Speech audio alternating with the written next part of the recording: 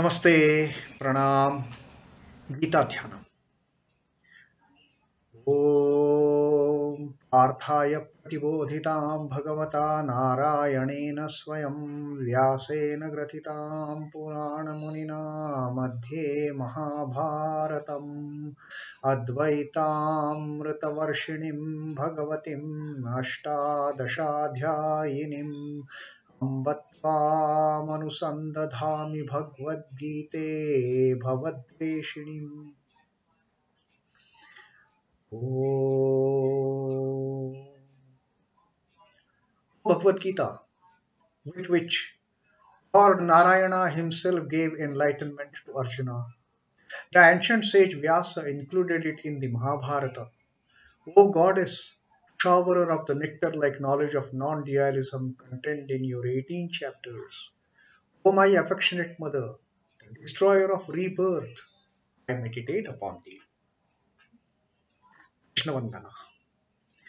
Vasudevasutam devam Kansachanuramardanam Devaki Paramanandam Krishnam Vande Jagadgurum. Son of Vasudeva, slayer of Kansa and Chanur, extreme delight for Mother Devaki, O Lord Krishna, supreme teacher of the universe, my salutations to you. We are reading the 4th Adhyaya, the Jnana Karma Sannyasa Yoga of Srimad Bhagavad Gita, and today it is going to be the 39th Shloka, the 39th verse. Again, Sri Krishna talking about the same Jnana.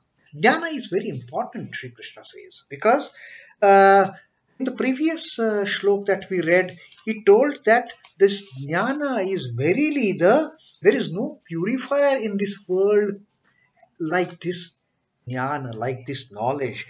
Nahi jnanena sadrusham vittam vidyate. There is nothing which can purify our souls, our body, our mind, our intellect. Everything gets purified. Like when we get up from that horrifying dream to find that, oh, that was just a dream, now we are safe. Exactly the same condition happens when we get the knowledge. With this knowledge, the whole actor of a person, the whole personality of a person gets purified. And then, tat swayam yoga sansiddha kalen atmani vindati. And then, he that is perfected in yoga realizes this in his own heart, the greatness of knowledge in due time. So knowledge is the ultimate purifier, it is the ultimate savior from getting into all kind of sinful tendencies. And like in the previous shlok, he told us, like a raft, we can, with this knowledge, once the person gets this knowledge, like sitting on a raft comfortably, one can cross the turbulent waters of sin and evil and all those vices. Now today again, what kind of person is suited for getting this knowledge? That is what Sri Krishna is going to tell us in this 39th Shloka. Śhraddhāvān labhate jñānaṁ tat-paraḥ sanyatendriyaḥ jñānaṁ labdhvā parāṁ śhāntim achireṇādhigachchhati. What kind of person gets this jnana, and what happens after getting this jnana? Fine, one can get rid of that sinful tendencies, all those things. But what should a person possess, first of all, to gain this knowledge? Can any Tom, Dick and Harry gain this knowledge? Certainly no. That's what Sri Krishna says. Sri Krishna is saying in this 39th shloka. So who is such person? Śhraddhāvān, the one who has deep Shraddha, absolute faith. Actually, Shraddha, although is translated in English as faith or a great believer, there is no exact word in English for this word Shraddha. Shraddha is kind of dedicating oneself wholeheartedly, most sincerely, in a most devout manner. That is developing Shraddha. Most devotedly, with full faith, with full confidence on something and surrendering, complete surrender. That is Shraddha. That, that is going to take care of me. That is Shraddha. And one should have that Shraddha. śhraddhāvān labhate jñānaṁ. Only one who has got this attitude of dedicating oneself, of wholeheartedly surrendering oneself in full faith, in full belief, no half-hearted. With that Shraddha, when one approaches knowledge, he can śhraddhāvān labhate jñānaṁ. That person attains knowledge. Not only that, there are some more. tat-paraḥ, sanyatendriyaḥ. Sanyate. Tat-paraḥ is devotedly. One with great devotion, one with Shraddha. One having great devotion for Almighty, the Lord, for the knowledge, for the ultimate goal. With one having Shraddha, having devotion, and sanyatendriyaḥ, with all the senses restrained, controlled, with full mastery over the senses. That kind of person will attain to knowledge. Jnānaṁ labdhvā parāṁ śhāntim. And what happens after attaining this knowledge? Fine, we cross over that turbulent water of sins and all. We get free from the cycle of birth and death. All those things he has told. But ultimately, what happens? Jnānaṁ labdhvā parāṁ śhānti. Having attained the knowledge, one gets bliss supreme. One gets supreme peace.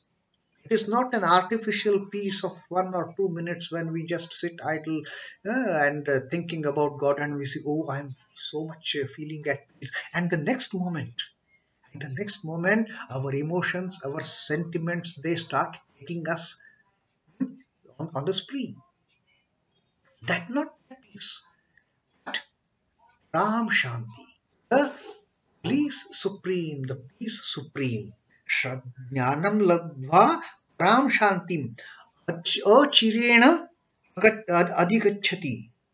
Achireṇa is at once, instantly. The moment you get that knowledge, you don't have to wait for hundreds of years to get that shanti, to get that parāśhanti, that supreme peace. One did not wait for,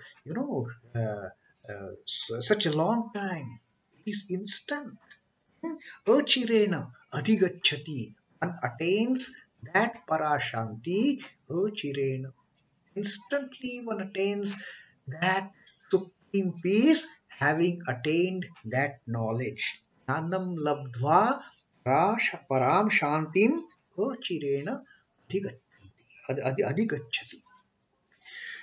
So, the man of Shraddha, the devoted, master of his senses, obtains knowledge. So these three things are preliminary requirements.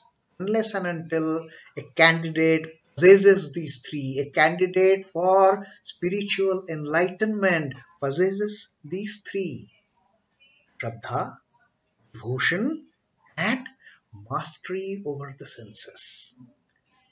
One who has this, he attains to spiritual enlightenment, to the illumination, self-illumination, to the knowledge. And having got this knowledge, having obtained this knowledge, promptly he goes to the supreme peace. He attains supreme peace. He need not, there is no waiting list. There is no waiting list for attaining this supreme peace the moment one gets this knowledge. Otherwise, you have to wait. This life, next life, life after that, till one attains knowledge. So that is the greatness of knowledge that Sri Krishna has taught us in this 39th shloka. In the midst of devotion to the preceptor. Now, earlier he had said that those three things one should do to attain this knowledge. What was that? Is fall flat on the ground, straight to your guru, ask questions, clear all the doubts, and serve. Serve the guru. These are the ways one can attain knowledge after going to the guru. But now in this shloka, what Sri Krishna says, that itself is not sufficient. In the midst of devotion to the preceptor, wholehearted service to him, and searching inquiries into the nature of the real and non-real, the disciple may not be making any progress at all due to lack of Shraddha, due to lack of devotion, and due to lack of restrained senses. If he doesn't have these three, any amount of worshipping and serving and cajoling the guru is not going to help. So first one must have these three basic qualities, these three basic requirements. Then approach the guru with the teachings that Sri Krishna has given. Then approach the guru straight before him. Do a sashtanga namaskar, sashtanga dandavat to the guru. Ask seeking questions. What is real? What is unreal? Remove all the doubts. Pester Guru's mind by asking all these questions to clear your doubts. And serve the Guru. Provided you have Shraddha, you have devotion, and you have restrained your senses. The extent Shraddha and zeal beams in one, progress is made in the path of knowledge. Only when we have these three. Then the student on the spiritual path, the student who is getting himself or herself spiritually educated, makes some progress on that path. One is said to be devoted when one's mind is given wholly to the ideal. It is not partially, it is not in bits and pieces that I am giving this portion of my mind to my family affairs and this portion of mind in getting spiritual knowledge, spiritual illumination. Not in that manner. What Sri Ramakrishna used to say, give 15 annas of your mind to the Lord and with 1 anna of mind devote to your worldly duties. That is what is required. Worldly duties one cannot, escape. But devote majority of the portion of your mind to the Lord and then get the knowledge and then jump into all the worldly activities. Nothing is going to harm you then. Perfect mastery over the senses is a prerequisite to the development of intuition. Variance in the fulfillment of these conditions leads to quick or slow gain of knowledge. Lesser the devotion, lesser the Shraddha, lesser the restraint on the senses. One is going to take long time. Birth after birth after birth. But with Shraddha, with total devotion, total bhakti, and full control over senses. Sanyatendriyaḥ.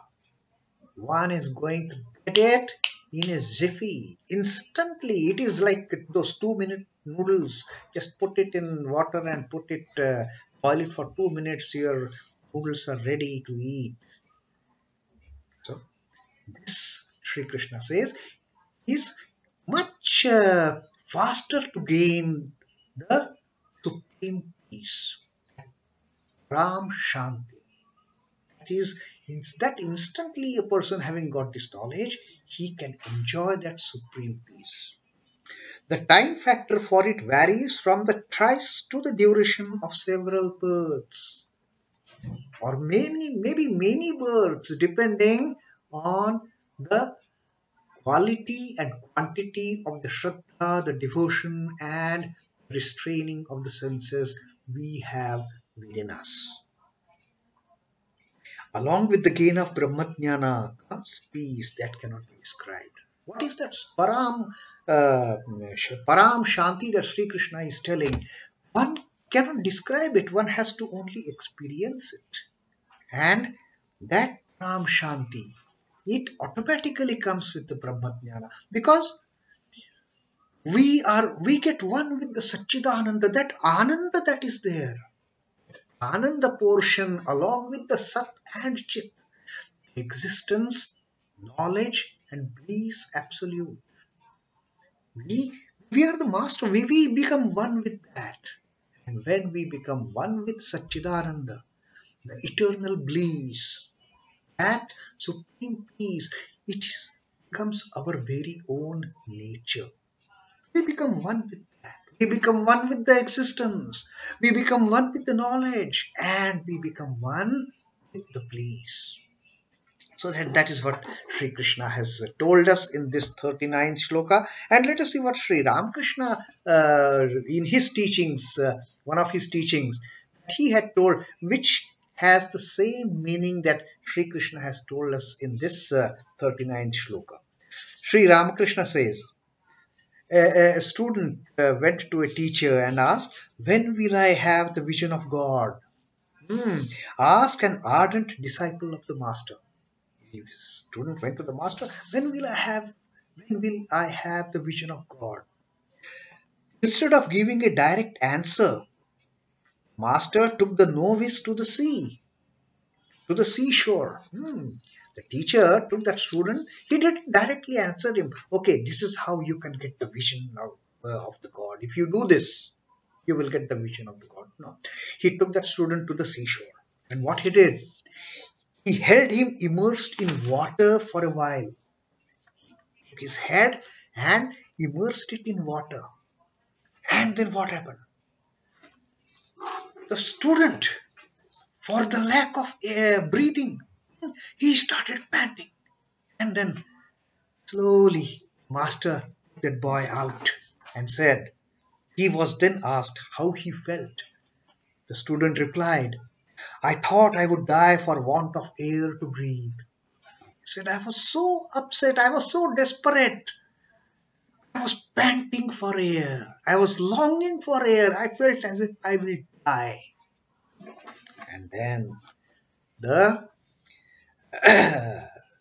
teacher, then the master, he replied, such a quest of God would reveal him immediately. Kind of panting you had for that breath, panting, longing that you had for that air to breathe. If you have that longing, if you have the moment you get that yearning, that longing for the vision of God, instantly you will get God vision, was the answer of the master. Such a quest of God would reveal him immediately. Then he won't take long time to come and give you his vision. So, Sri Krishna has told us in this shloka, Sri Ramakrishna says, one should have that Shraddha, one should have that devotion, one should have that longing for the God vision, one should have that yearning for the knowledge. And then, in an instant, God will reveal himself to the devotee. The knowledge will get revealed to the student, the inquirer, to the follower of the spiritual path. Knowledge will dawn instantly if one has this deep Shraddha, this deep devotion, and this coupled with restraining the senses. Only then one can feel that longing, that yearning, that panting, like that student in Sri Ramakrishna's story he felt when his teacher, he immersed his head under water.